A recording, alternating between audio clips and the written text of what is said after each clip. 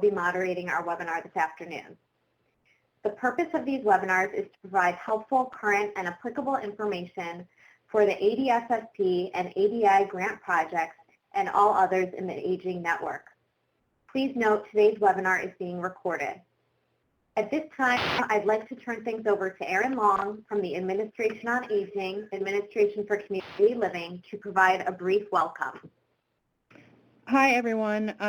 I am Erin Long. I am the Program Officer for our Alzheimer's programs, and I welcome you to our exciting webinar on IDD and dementia. I'd like to thank Phil McCallion and Mary Hogan for presenting for us. We are anticipating great presentations. And I just wanted to put a pitch in. If you have any feedback on this webinar or the conversations that take place, please don't hesitate to contact me directly. My email is Erin, ERIN.long, LONG, @acl.hhs.gov. And again, thanks for coming, and I'll turn it back to you, Sari. Great, thank you. And in case you didn't jot down Erin's email address, I will type it into the chat feature where we have contact information at the end of our webinar today. But without further ado, I want to introduce Phil McCallion and Mary Hogan, who will be speaking today about intellectual and developmental disabilities and dementia. Phil McCallion is a distinguished professor and director for the Center for Excellence in Aging and Community Wellness at the University at Albany. He is the co-principal investigator to the Intellectual Disability Supplement in the Irish Longitudinal Study on Aging and a member of the National Task Group on Intellectual Disabilities and Dementia Practices. Mary Hogan is a family advocate who from 1990 to 2010 acted as the advocate and guardian for her late brother Bill. After his diagnosis of Alzheimer's disease in 2005, Mary's efforts to advocate increased significantly with an emphasis on aging in place and quality of life. We welcome and thank them for their presentations today. And as you heard from Josh Vickers, we will allow time for questions through the webinar's chat feature at the conclusion of the presentation. So I want to turn it over now to Phil McCallion, and then Mary will speak after him. Phil? Thank you. Really pleased to have this opportunity. And I'm going to start by talking about some of the promising practices in working with people with intellectual disabilities and dementia that have been emerging. Let me start with a couple of definitions because we end up using a lot of different terms, and so that certainly has reflected, actually, I think, growth in sort of our understanding of this range of disabilities. So you'll hear terms like intellectual disability, which is about significant limitations in both intellectual functioning and adaptive behavior. And this addresses everyday social and practical skills. And the definitions that are out there tend to speak of this originating before the age of 18. Developmental disability, which is used primarily in the United States, is about a group of conditions that are due to an impairment in physical, learning, language, or behavior areas. It's a much broader definition or a much broader grouping than intellectual disability, and the estimates are that there are about 1 in 6 children, for example, in the U.S. who have 1 or more developmental disabilities or other developmental delays. And here we talk about originating before the age of 22. But I also want to highlight Down syndrome, which is a specific type of intellectual disability. It's a genetic disorder. It's caused by the presence of all or part of a third copy of chromosome 21, and that's why March 21st will be National Down Syndrome Day. And it's typically associated with physical growth delays, characteristic facial features, and mild to moderate intellectual disability. But as you'll see in the next slide, it also has in a couple of slides, it also has a particular relationship to dementia. So let's just talk a little bit about some demographics. I know this is a busy slide, but the things I'd like you to think about is that in reality, most people with intellectual disabilities live with family. They do not live in institutions or they do not live in group homes. That the known population is primarily a white non-Hispanic population, but that may reflect underdiagnosis among other populations, and it's something a lot of attention is being paid to. But if you look at the age pie chart, it's about 6.5% are aged over 60, 65. It's a much smaller, or over 60, it's a much smaller grouping than you see in the general population.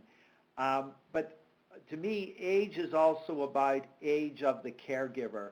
And so when we think about that the majority of people are living with family, the estimates are that about 21% of the heads of those households are aged 60 and older themselves. And therefore, there's potentially a double risk for dementia, both the person with an intellectual disability and the person who's caring for them. But also to think about people aged 60 and older who are caring for an adult son or daughter with an intellectual disability. That's the equivalent to the about 25 or about 75% of those who are in residential care. And yet our resources are about 7% go towards family caregiver support, and a very large amount of it goes towards residential support, so that it is a very challenged population living at home when dementia occurs. And then just want to highlight, there's about 250,000 people with Down syndrome in the U.S. according to one of the latest estimates. So then let's think about Alzheimer's disease and other dementias. On the right-hand side of the slide, you'll see the figures taken from the Alzheimer's Association's Alzheimer's Disease Facts and Figures for 2014. And you'll see that there are very small numbers, not only under age 65, but even a relatively small percentage between 65 and 74, that the majority in this pie chart are those above 75. But then when you look to the left, you see the figures that have been reported both for people with Down syndrome and people who have other types of intellectual disabilities that are not as a result of Down syndrome. So you'll see that, particularly when you look at the Down syndrome figures, which are in red, that we have Alzheimer's disease and other dementias starting much earlier. And also that this is something that occurs for a very large percentage, larger percentages in this population than is true for other people with intellectual disability or for the general population. Then if you look at the bars in blue, which are for people with intellectual disabilities not due to Down syndrome, these figures are more typical or closer to what we see for the general population, but it's still a little bit elevated for this group. And there are other, because all of these things are based upon estimates, there are other researchers who say that for the people with intellectual disabilities that don't have Down syndrome, that it's actually pretty close to the general population. But I think that it's fair to say that it's probably a little higher, and it's also, while it's not as early as for people with Down syndrome, it's likely to occur a little earlier for other people with intellectual disabilities. So as we think about serving this population in the community, and particularly the early identification of this disease, to realize that we need to be looking at people at much earlier ages than we would for the general population. So then, having established that this is occurring earlier, and having established that this is a population that's largely living in the community, we become increasingly concerned about the barriers that many people with intellectual disabilities experience in terms of receiving good dementia care in the community. And this chart sort of shows some of the things that we are concerned about and that we've been seeing is that, there's the normal effects of aging that we all experience, but when you have an existing disability already and a lifelong disability, that perhaps those normal effects of aging may have a bigger impact. We're concerned about access to quality health care, funding for that health care, but we're also concerned about negative attitudes that may exist about people with disabilities, a lack of knowledge about the aging and what's different about the aging for people with intellectual disabilities, and then also to think about the lifestyle effects for this population. We have a lot of emphasis at the moment for all of us in terms of thinking about what are some of the preventive things that we can do that perhaps might slow the onset of symptoms, that people with intellectual disabilities may not be aware of those things, may not have the same opportunities as the rest of us to do some of those things, that it may require that others help with that. But we also don't have good evidence on whether or not the things that we believe may be helpful in the general population will also be helpful for people with intellectual disabilities. And this is an area where research is ongoing at the moment. But what we are concerned about is that the impact of all of these things may mean that there's a decreased quality of life, and also that the decline as a result of dementia may be faster, because we're not doing or not accessing some of the things for people with intellectual disabilities that we are encouraging for everyone else who may have dementia. So thinking about that, one of the real challenges is around assessment, and sort of recognition that the traditional dementia assessments that we utilize just aren't that sensitive for people with intellectual disabilities. Something like the mini mental status examination, very few people with an intellectual disability without dementia will score very high on that scale anyway, so that it's just not particularly sensitive to the changes that we would be looking for. We're also concerned that, and there's a lot of evidence that sort of physical health problems often overshadow, and that sort of we may not be as sensitive to those things. Also, that we recognize that there's often an atypical presentation of some of the symptoms that we're looking for in dementia, and also delayed responses to life events increase the complexity of assessment. And just to explain that a little further, we tend to think that when something not so great happens to us, that we will react to it fairly quickly thereafter. There's a lot of evidence that for people with intellectual disabilities that it may be a longer period of time before the impact of a life event is understood, the loss of a parent, moving, things like that. And so those of us who are providing care, we've already moved on. That event happened, we dealt with our feelings at that time, we've moved on. The person with an intellectual disability may not, and the decline that we're looking at may actually be about that event that occurred earlier. We're also looking increasingly at that in assessment, that people have to be compared to their own baseline and not to general baselines that we have for the general population or our expectations of what people at this age should be able to do. And in coming up with that baseline, we need to be looking at a much earlier age than we would think of for the general population. So that for persons with Down syndrome, we really think that sort of it's about people's functioning before age 35, that we should have a sense of that. And for other people with other types of intellectual disability, what their functioning was like before age 50.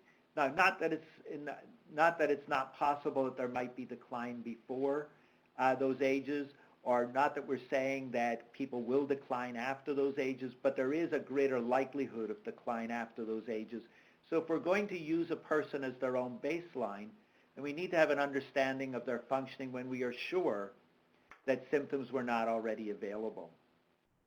Two things that we see with people with intellectual disabilities, and particularly for people with Down syndrome, is associated with onset of symptoms of dementia seems to be a greater likelihood of late onset epilepsy and also of late onset depression.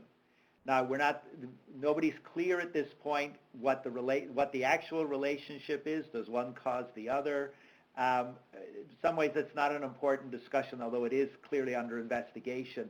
But it is something additional to be looking for as people become suspicious of that sort of something is changing, is to be aware of the possibility of these things and to be thinking about proper diagnosis of these conditions as well, and the pursuit of appropriate treatments for them, because after all, there are treatments that can help manage the symptoms of both of these conditions. So when we move into assessment, what we've come to realize is that the best practices are to use a combination of what we call performance and informant measures. We want to get information certainly from the caregivers, and that would be an informant measure. And so something like the measure Dementia in Persons with Intellectual Disability. And there are a number of well-established measures at this point that are available. But if possible, we'd also like to gather information from the person with an intellectual disability or a developmental disability themselves. And so that's why we talk about performance measures. And it's been quite interesting that on some of the performance measures, and the one that I've utilized the most is the test for severe impairment, we're very struck by the willingness of people with a developmental disability to complete this instrument, including people who don't have a lot of verbal skills, because much of the test is based upon demonstrating tasks rather than answering questions. And when you think about the other scales that we use for the general population, often there's the majority of the questions or the items are about answering questions, and there are some performance measures. What we see for people with developmental disabilities is that there's greater value in using a scale that relies more heavily upon actually completing tasks. And then again, sort of as we think about people being their own baseline, sort of doing that over a number of years or periodically so that we can see how this changes for people. So for example, in another scale, there's a task where people are asked to place coins in a jar. And I have seen data on that, I've seen video on that for someone who's completed that over a 10-year period. And you can visually see the change that has occurred in the person and when the change occurred by their ability to do that. So that's why we're interested in those kinds of measures. Not a challenge is that all of these, performance measures take time to complete. Informant measures also may take a lot of time to complete. And I know that this is a challenge for the general population as well. So there's certainly been an encouragement of the development of short screening instruments for the general population. At this point, there's no agreed short screening measure for people with intellectual disabilities. There's a couple of measures that are out there that some work's being done on. There's a recognition that we should try to develop that, but because of the complexity, because of the concern that we may inappropriately decide that someone has dementia when they're maybe due to other conditions that can be treated, there's some reluctance to move too quickly to that, but work is going on around that. So I think it is much more about picking a couple of instruments and periodically having both a performance and an informant instrument, and having those completed periodically so that, again, that we can see over time whether change is occurring. And of course, be looking to see if there are other explanations for those changes. For people with developmental disabilities and for the agencies that work with them, though, I think the other big area of best practice that's been emerging is trying to understand how do we need to change the services that we already provide. We have within the Developmental Disabilities Network a great series of services that have really encouraged skills acquisitions, that have helped people move into the community, ensured that people had something to do during the day, whether it was work or a day program, and which saw the staff as being supports, not necessarily as primary caregivers. We wanted people to do as much as possible for themselves. And we didn't hire people who thought their job was to do everything for people. We wanted people who really wanted to encourage people to be independent and self-determining. But what we've realized with dementia is that has to change somewhat.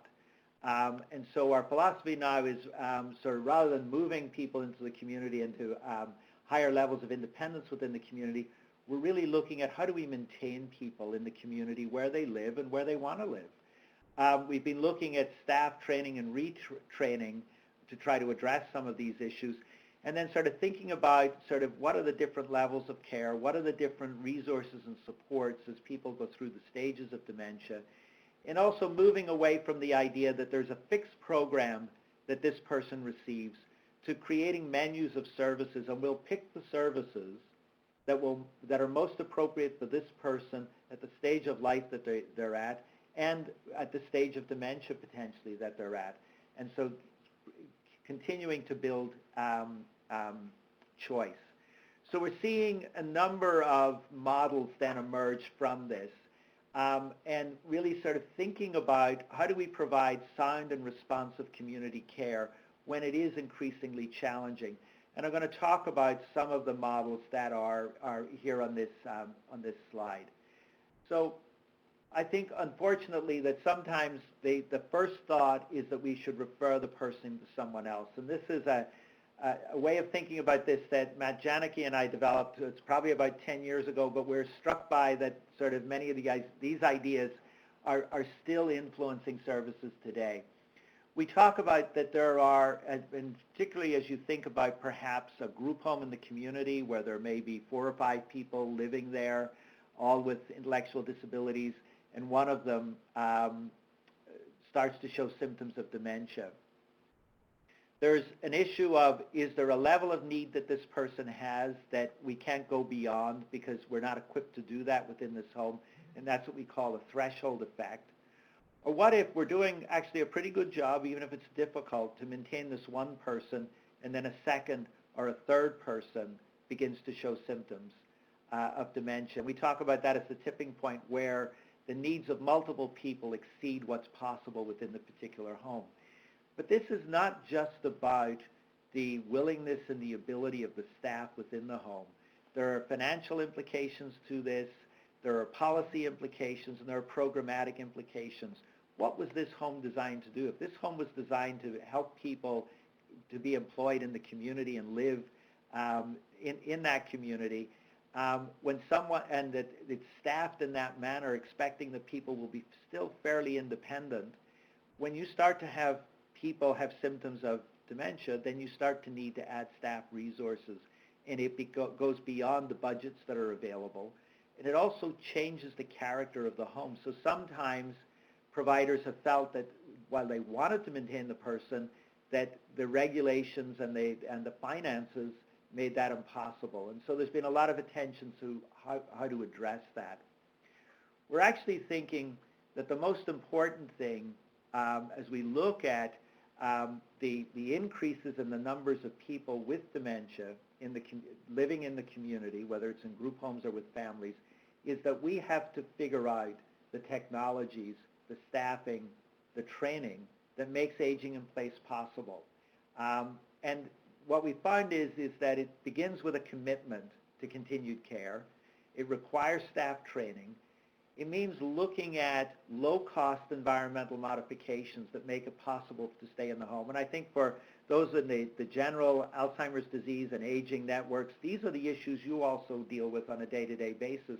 And so you actually have some really good ideas to share back with the Developmental Disability Service Network around those things.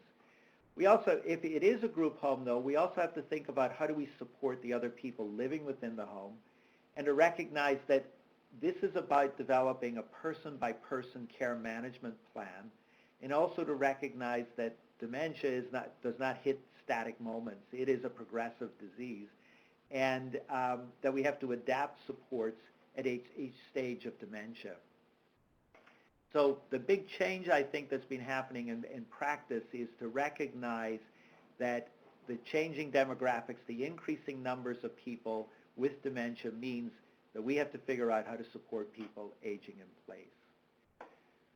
There is within the services network also a recognition that perhaps special needs means special units, and we certainly see this in assisted living and nursing home programs as well.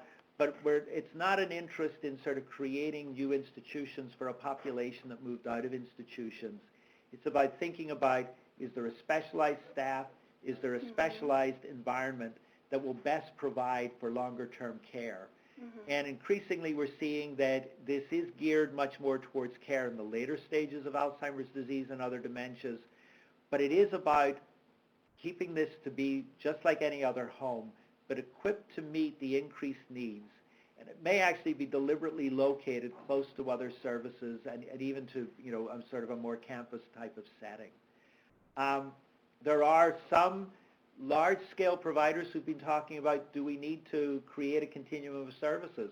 This is actually quite controversial in the field because for many, this is about a return to what we used to call villages, where we created these special communities, but what special really meant was that they were separate from everyone else. And so there's the desire not to do that, but to sort of start thinking about how do we support multiple people living in the community who may have Alzheimer's disease or other dementias. And so thinking about how do we make the best use of our multi- and interdisciplinary teams so that they're available when they're needed rather than always in their car traveling. To think about to what extent do we still need specialized services and health supports or utilize what's available in the community. And so then to start thinking about sort of how we manage the real estate of all of this. But there is this really interesting issue that's been coming to the fore, that we have such a great value on people living in the community, but is it simply enough that they have their zip code, their address is on an ordinary street? Are they living in the community? Are they enjoying community living? Does being in the community make a difference in their lives, even as dementia progresses? And so that's also requiring us to think differently about how we manage those aspects, the people's opportunity to participate in community life.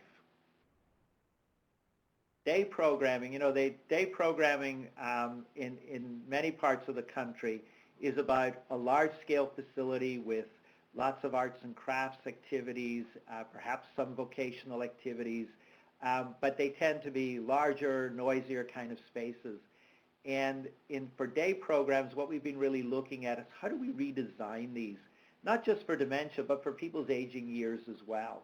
And so it is about maybe redesigning the interiors of some of these buildings, and certainly the Administration on Community Living funded a project in New York State, for example, where we were able to go in and help people make sort of relatively low-cost environmental changes that created smaller spaces, quieter spaces, better bathrooms that enabled people to really sort of enjoy the environment, continue to come, but not be overwhelmed by all the noise, the light, the activity. It may mean looking at a different type of staffing. Definitely it means training staff to be ready for dementia. And one of the things that we're seeing across the country is greater emphasis on joint activity development by people with expertise in intellectual and developmental disabilities, but also by people with expertise in Alzheimer's and other dementias. And the last thing that we're seeing for day programming, particularly as dementia progresses, is that day programs are looking at that perhaps they need to have more health supports available within the day programs. There's a real recognition that people with Alzheimer's disease and other dementias benefit from being able to still go out and go to these day programs. And there's also a practical aspect that it makes staffing and support, whether it's in the family or in residential areas, when day programs are available. But if we don't make the changes to make day programs more aging and dementia capable, we're increasing the likelihood that the person will just be sent home and that the message will be that they can't be served in the day program. So another area is end-of-life concerns. And people with intellectual and developmental disabilities at end-stage disease are no less in need of comfort measures nor a discussion of their wishes prior to the advancement of the disease. And a lot of effort is going into trying to make those kinds of opportunities similar. And I put up just the icons of a training curriculum and also a really great booklet called Let's Talk About Death from Alzheimer's Scotland, Down Syndrome Scotland, that because as well as the person who has dementia, we also need to be talking potentially to other people who are living in the home with the person. And so this provides materials at an appropriate reading level to be able to do that. In each state, we need to have an understanding of the requirements for substitute decision making. as this will likely become an issue as dementia progresses. We've been working in a number of states around that the need for greater collaboration between intellectual and developmental disability service providers and hospice and palliative care providers, rather than this idea that one must replace the other as end-of-life approaches. Also looking at training for hospice and palliative care providers on late-stage disease in this population, which will look a little different, on communication best practices, and also helping people to understand the life stories of people with intellectual and developmental disabilities, because again, they're likely to be different from general population individuals with dementia that they're used to working with. And then also thinking about support for families and peers with intellectual and developmental disabilities, but also to recognize that there may be some staff caregivers who have been with this person for a very long time and who function very similarly to families and who also have their own grief issues and bereavement issues at end of life, and sort of how do we build the supports there as well. So I just want to highlight some issues around collaboration with area agencies on aging and with Alzheimer's providers. I think that some of the things that we're seeing happening which are really helpful is certainly training for ADRC staff on the unique issues for people with an intellectual and developmental disability. That there be a number of AAAs have been working on shared dementia-focused day and respite programs that accept both people with intellectual and developmental disabilities and people in the general population with dementia.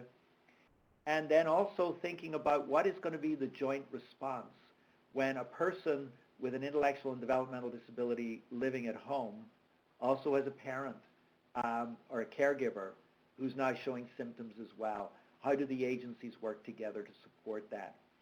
Chapters of the Alzheimer's Association have been very good about making training and materials available, providing caregiver support groups. I had the opportunity to sit in on a support group that a chapter organized for 4 men with intellectual and developmental disabilities who were caregivers for their parents with dementia. And they were part of the caregiver teams, and they needed some help to deal with their issues as caregivers too. We're seeing some specialist memory clinics being developed, again, given the differences and the challenges in assessment. There's not nearly enough, but I think also that this is also about providing more training to the generic memory clinics. But I think that you should be contacting your State Center for Excellence or your State Developmental Disabilities Planning Council to find out what the resources are within your own state. And we're starting to see some general population clinics starting to develop consulting relationships so that they can be supportive for people with intellectual and developmental disabilities.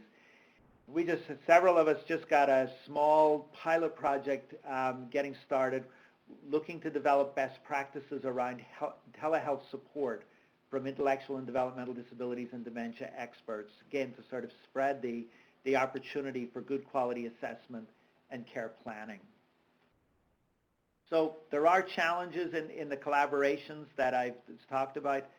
Always an issue around shared language, who pays for what are going to be the mechanisms, the agreements, the memorandums of understanding.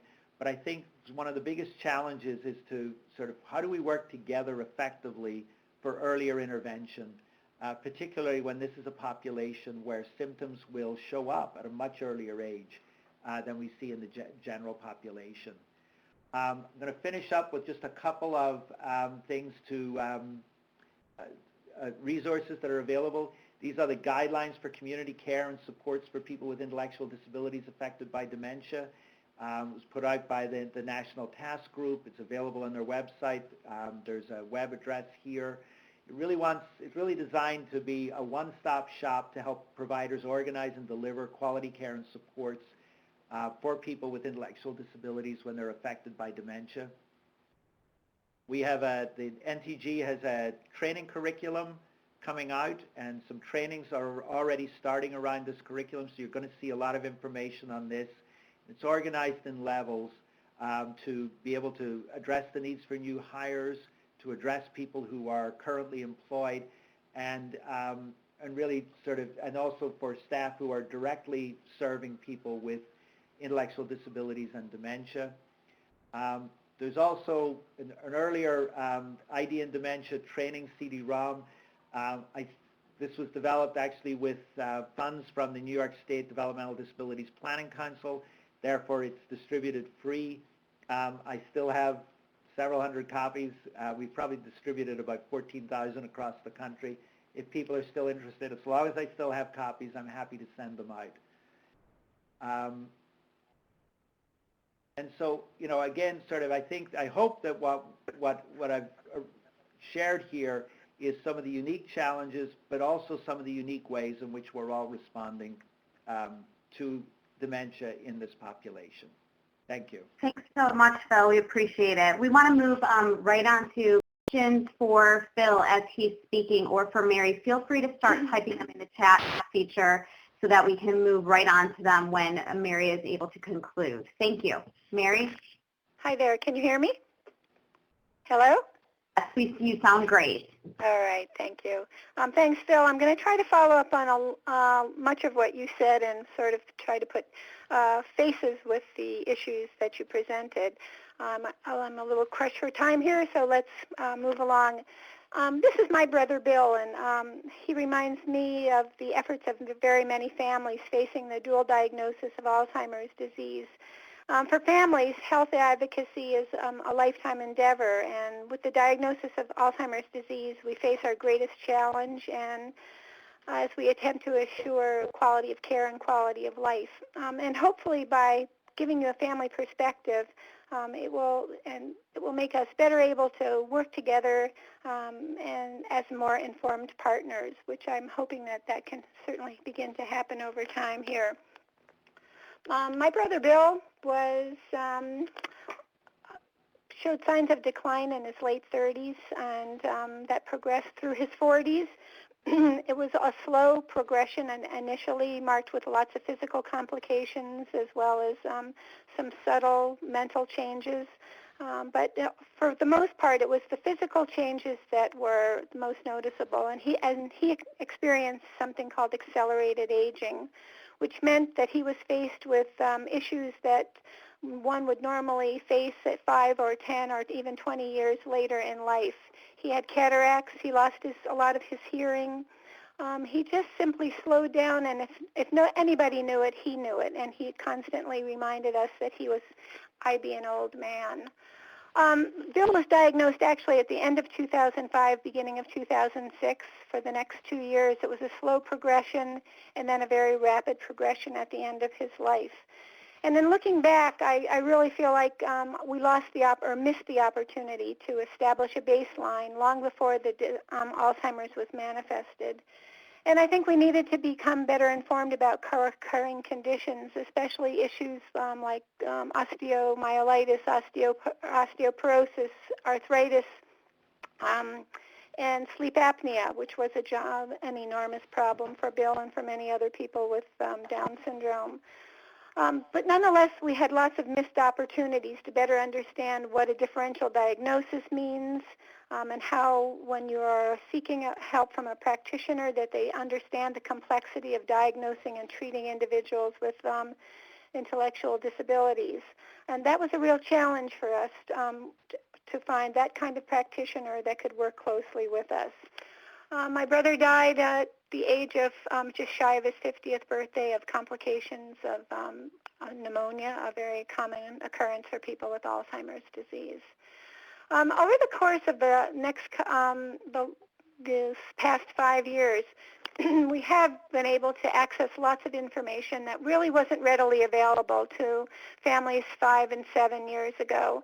And a lot of it is still not available to people today, but I'm going to present you with a real snapshot here of the kinds of things that have been completed through the hard work of the NTG and some other groups. We are able to provide some basic information for families, but very much my concern is that it remains in print and it's not getting to the place where it needs to be. And it needs to be in the hands of the consumer, and we need to be transferring print to practice. This last publication was done by the National Down Syndrome Society, and we're doing our best to circulate this so that people have a better understanding of aging issues, and we'll soon be working on a document on Down syndrome and Alzheimer's disease as well. What I'm here to point out to you is that there are urgent needs of older caregivers that are really not being met. I've met lots of people in the course of the past 5 years. Many caregivers are in crisis. They don't know who to turn to. They've remained very active. As Phil said, their family members live at home, and they're now faced with this diagnosis of Alzheimer's disease. So by giving a face to this discussion, I'm hoping that this will help motivate you to look within your communities and try to identify people that might be faced with this very major challenge. What I'm also finding is that there are, as Phil had mentioned, families where two members of the family may have Alzheimer's disease, one of the spouses and the adult family member with an intellectual disability, so it's occurring simultaneously. And we're also finding that lots of people are sandwiched in between caregiving roles, between generations, their parents, their siblings, their spouses, their children.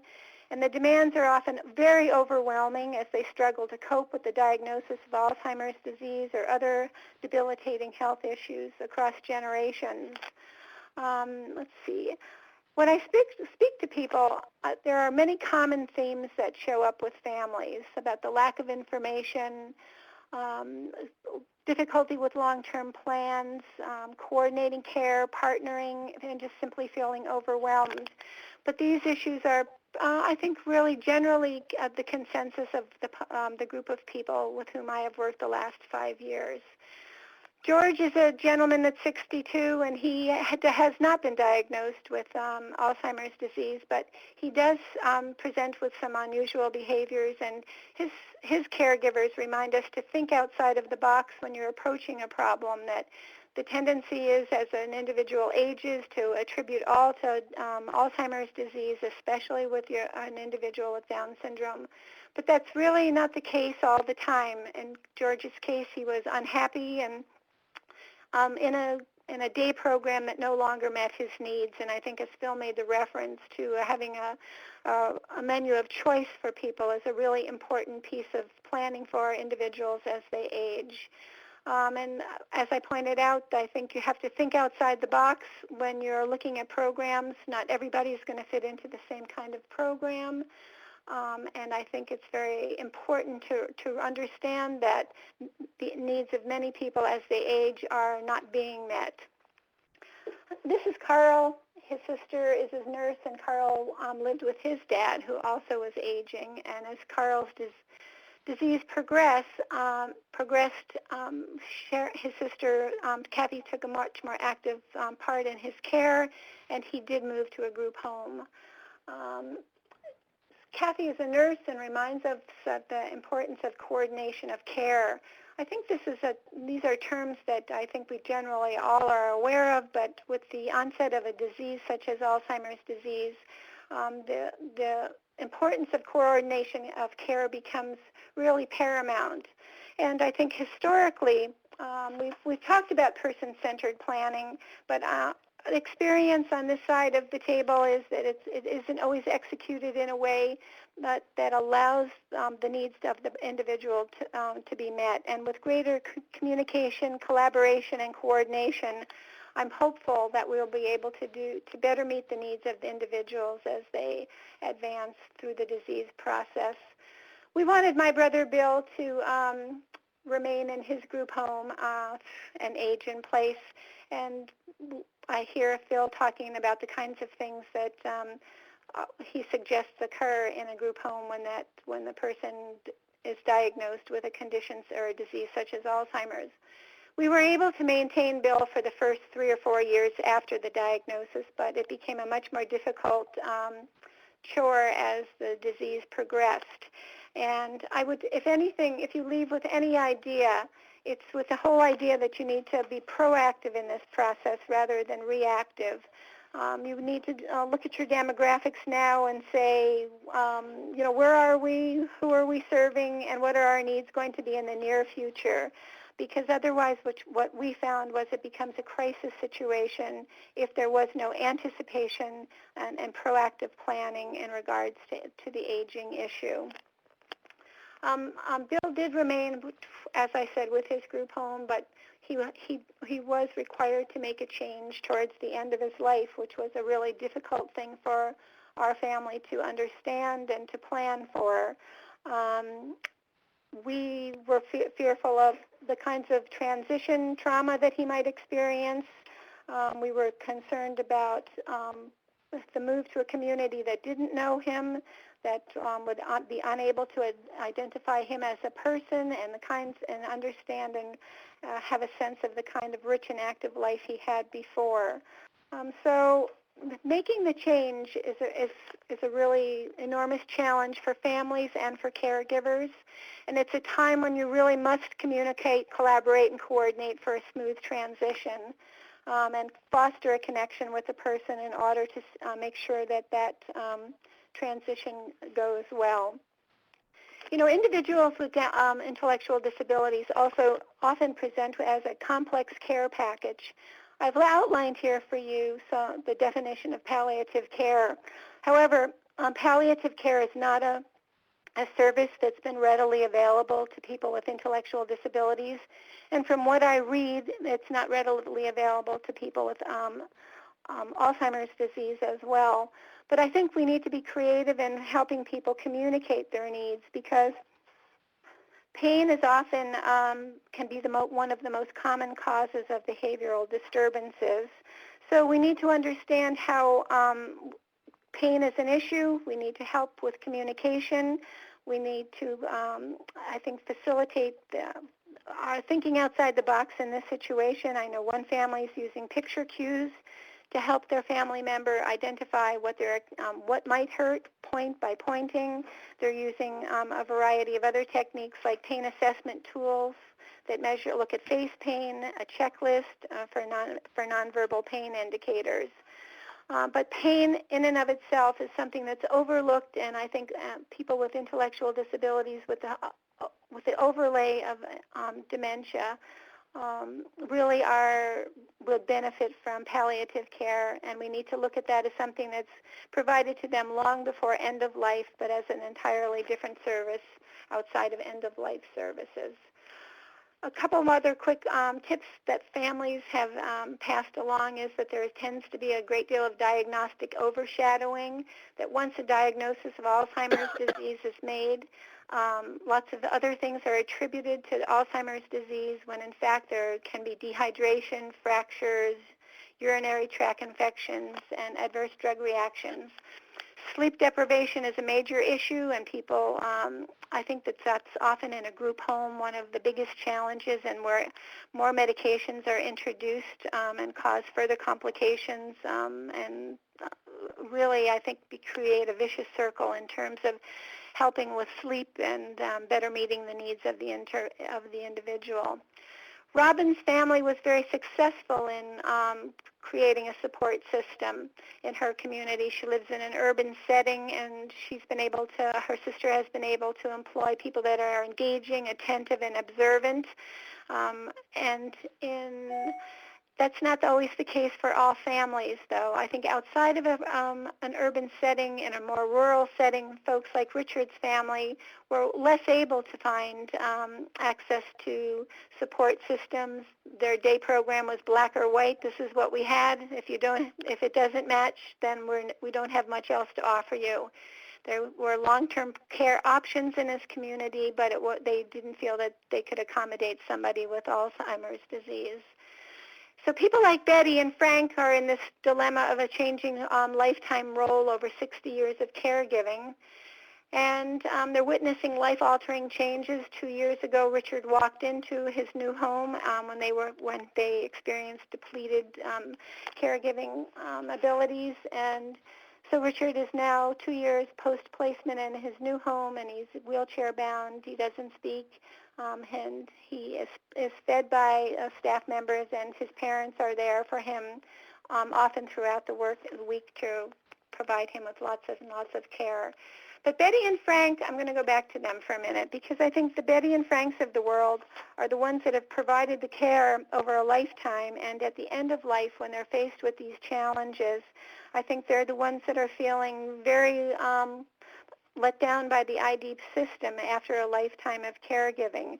I think they have a sense of profound loss and are left often on their own to deal with their challenges. Many of their own peers they've outlived, and they have become more socially isolated as they have aged and their caregiving demands have increased.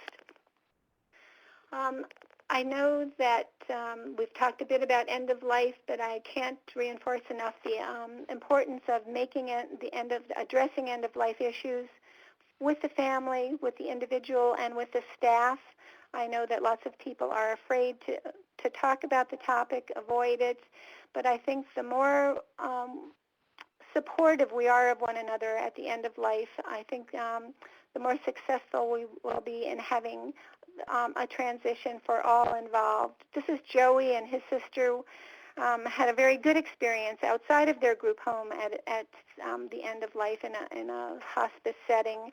And I've seen hospice provided within a group home as well. And I think it requires a great deal of support in order to accomplish that. I think staff members need to be really comfortable with the process in order to make this work successfully. I think that, as Phil said, I think there's a great deal to be done in terms of training for individuals to give you the kinds of tools, to give you the kind of adaptations that one can make and give you the skills to manage challenging behaviors. And I'm hoping that as a result of webinars like today, we'll understand the importance of implementation of best practices and the need to plan, collaborate, coordinate, communicate. And I think that we'll learn about the importance of leadership in all your communities across the country, in small communities and large communities together. And I'm hoping that as a result of today, we're all going to make an Olympic-sized effort to be present for those people, this very special group of people, as they face a really challenging time at the end of their lives. Thanks. Well, thank you so much, Mary, and thank you, Phil, for your great presentations. They're extremely informative and useful to all of us who are listening. We really appreciate it. So at this time, we're going to move right to questions. You can enter your questions directly into the chat feature here, where you've been typing the whole time. And I want to start with the first question that came in for Phil. This is regarding a facility that is a nonprofit and deals with families and group homes. They were asking, what resources would you suggest to enable the program to provide a healthy, productive environment for their employees? I'm really glad you asked the question in that way, because I do think that it is really important that we target supporting staff just as we support family caregivers, because good caregiving leads to good care. I would encourage people to go to the NTG website, download the community guidelines that I mentioned in the presentation. There's lots of really good ideas in there. I think that there's, to me, there's a great value in really doing an audit and trying to understand what's going on, listening to the staff in terms of what's the piece that's most challenging, and working together with the interdisciplinary team to look at how they can address that particular issue. Great believer in monitoring systems and in really looking again at sort of low-cost environmental modifications, not to replace staffing, but to make the job a little easier, to provide more assurance as to what's going on. Because if people feel that they are managing the situation better, then their own satisfaction with their job will go up. Great, thank you, Phil. The next question I see is, are there any activities or goals suggested for individuals to do in the home or day program setting to assist with their memory? Well, I think that it's the same as for everyone. that, we're more likely to do things we have done all our lives. We often talk about puzzles. We talk about, really looking at online computer games, things like that. There are a number of those resources that have been developed for people with intellectual disabilities as well. And if people are interested in that, they can email me and I can send you at least some of the resources that we've used. But I'm not endorsing anybody's product in doing that.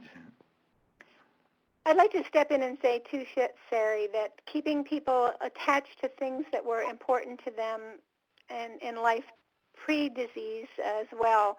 I know music was a really comforting thing for my brother. Looking at pictures of people and events in his life from the past were very important to him, and just feeling connected to those around him. And I think that reaching out and making sure that there is an ongoing sense of connection is really important. I see one little question up there where somebody says, what's the fourth C?